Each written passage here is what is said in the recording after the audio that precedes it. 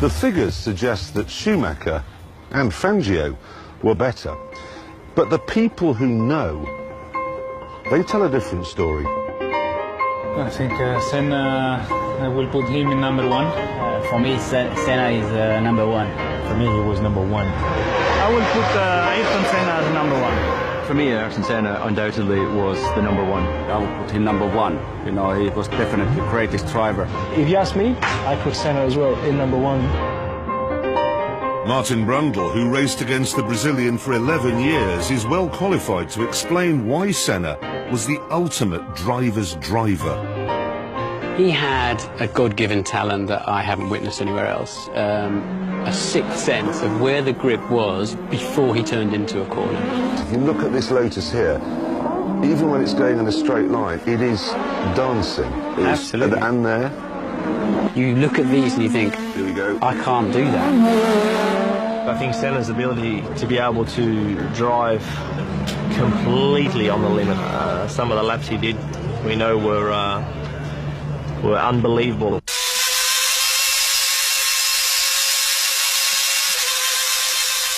This is manic. Look at this. How he reads those two guys is absolutely on it, isn't he? Look at that. Senna was so good at banzai last-minute qualifying laps that in his Formula One career he won an incredible 65 pole positions. He had this gift to just go and find, we could all find a tenth or two. The really great drivers can go and find a half a second or 3/4 of a second. However, Senna could do even better than that.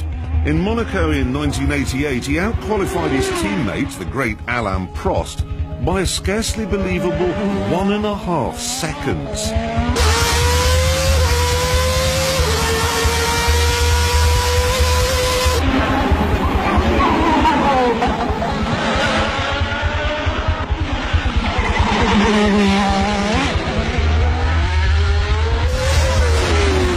Nobody in the end wanted to spoil Senna's pole lap. And when you saw the day-glow McLaren and the very bright helmet of Ayrton Senna, he would come through and we literally jumped out of the way. You didn't want to be the one they all talked about as having blown the lap that the whole of the Grand Prix venue was looking forward to. But it wasn't just out-and-out speed that made Senna special. He was so good because he was working so hard on details. And I improved the car also there and there, but he went in the fine details. That's why it was fantastic. Yeah, the worst is here. The worst is the second chicane and the third chicane.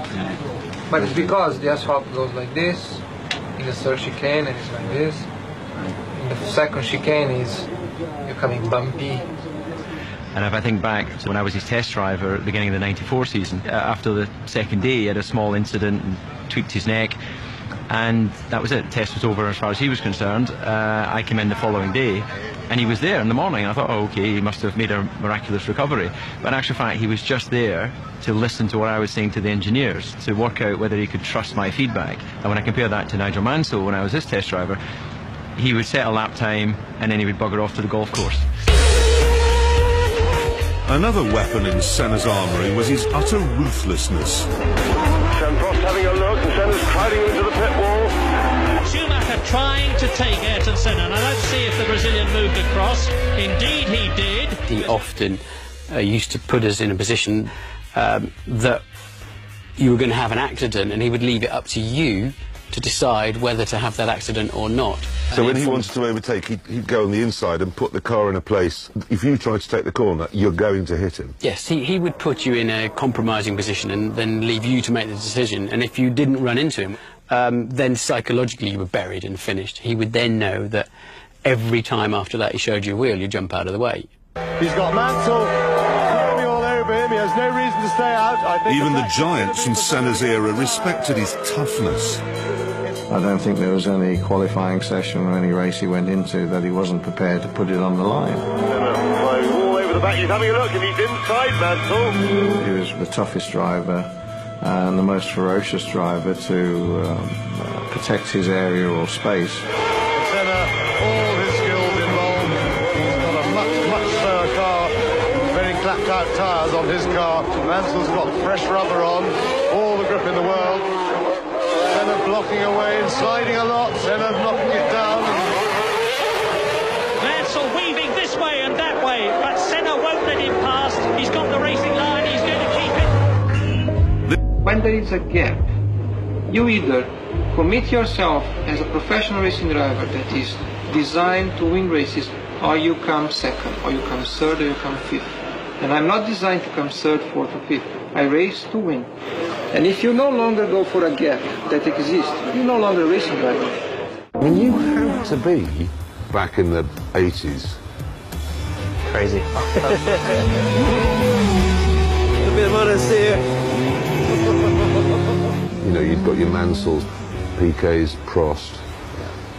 The drivers were incredible, and do you think that shining out from all of those drivers in that great era, Yeah. Senna rose to the top? Senna rose to the top. You know, I'll be honest with you, I was never a Senna fan. I always thought Gilles Villeneuve was the greatest racing driver of them all, but to make this film, I've watched hours and hours and hours of footage. And the thing is, Villeneuve was spectacular on a number of occasions. Senna, he was spectacular every single time he got in a car.